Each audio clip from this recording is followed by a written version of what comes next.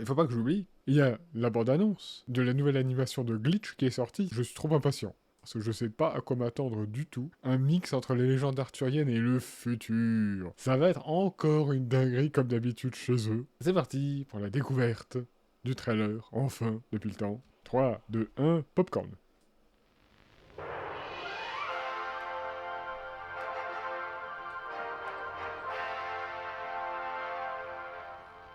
Les chevaliers de Guenièvre. Once upon a time, and this was a very long time ago indeed, there was a princess, trapped in a tall, tall tower, and locked away by complicated machines that ran on blood and fear. Oula.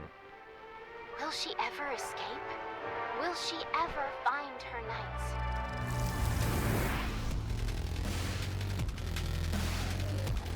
Oui. Ça met le ton déjà.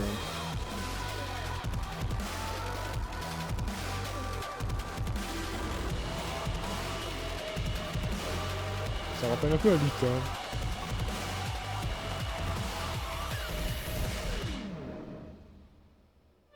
Oh, why hello. Didn't notice you there. Come closer. Meet some very good friends of mine. Ouais, je dois. Oula.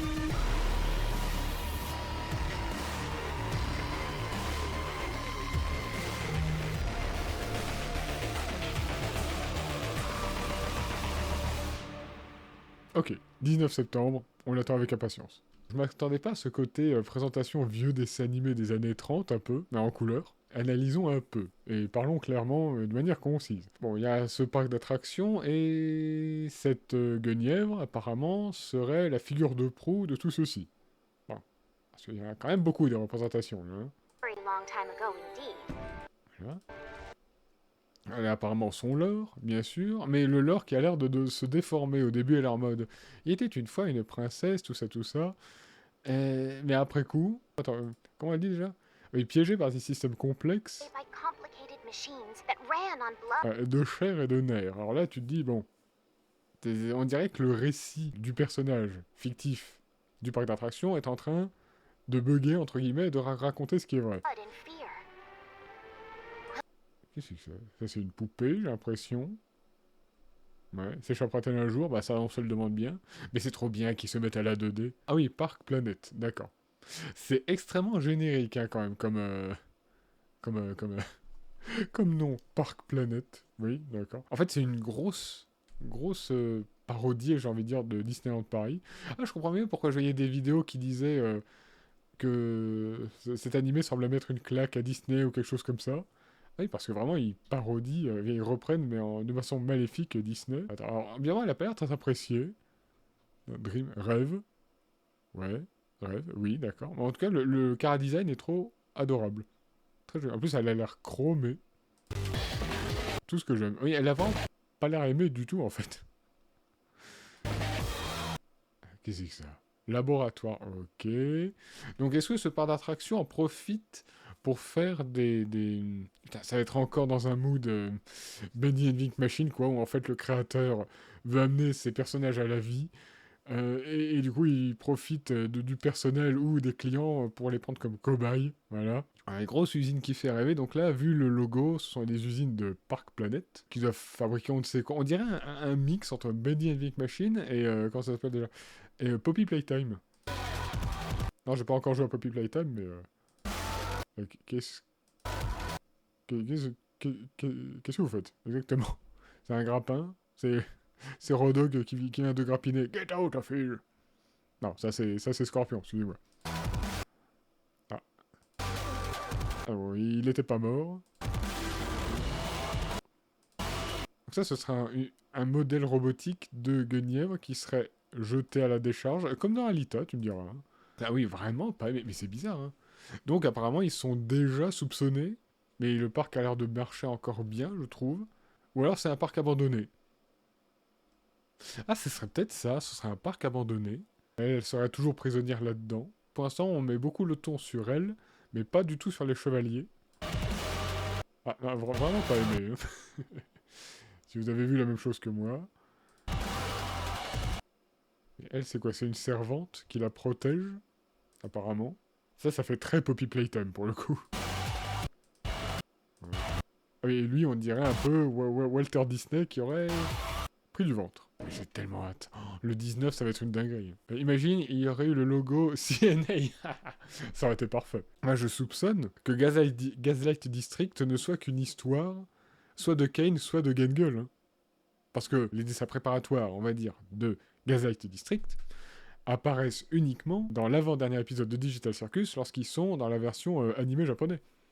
Sachant que c'est Gengel qui l'a inventé. Et qu'en plus, elle crée quand même beaucoup d'histoires et tout. C'est un peu dommage, ça brise un peu la chose, mais ce serait cohérent parce qu'il n'y a vraiment aucun autre truc muche, quoi. Est-ce que ça voudrait donc dire que Murder Drones aurait été créé uniquement par Kane, vu que lui aussi, il y a des... Non. Je sais que ce sont des clins d'œil, mais quand tu essaies d'apporter une cohérence, tu dis, quand même.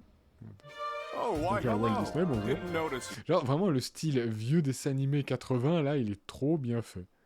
On s'y croirait. there. I'm closer. Meet some very good friends Je dis 80 parce que ça fait penser aux animés japonais des années 80, mais ça peut faire encore plus vieux pour ce qui est des animés américains. of mine. Ça, c'est trop choupi en présentation. Je vous dis qu'elle est chromée. Magnifique. J'adore le chrome. Et j'aime encore plus ces femmes chromées. Oui, j'ai un problème. Et alors? J'adore son cara design. Elle est juste trop belle. Et par contre, c'est quoi ce truc en haut à droite? C'est quoi cette horreur? C'est juste laid. Ou sinon, on dit que c'est juste des œuvres différentes.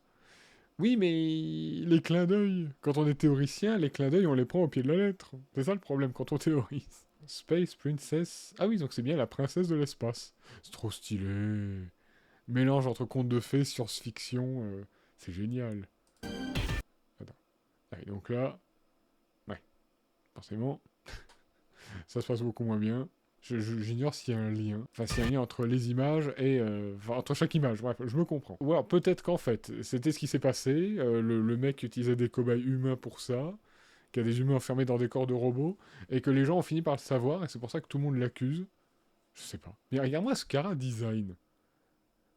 Est-ce que t'as pas juste envie d'avoir une figurine? Voilà. Tellement elle est trop bien comme ça. Et malheureusement, ça sera soit la méchante, soit pas la vraie.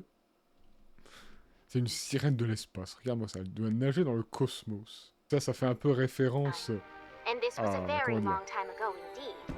Ça fait un peu référence à l'étoile des vœux de Disney, j'ai l'impression, non? En plus, c'est pas une robot, parce qu'il y a... Enfin, un robot, parce qu'il y a vraiment tout un matos, là, pour la maintenir en vie, ou je sais pas quoi.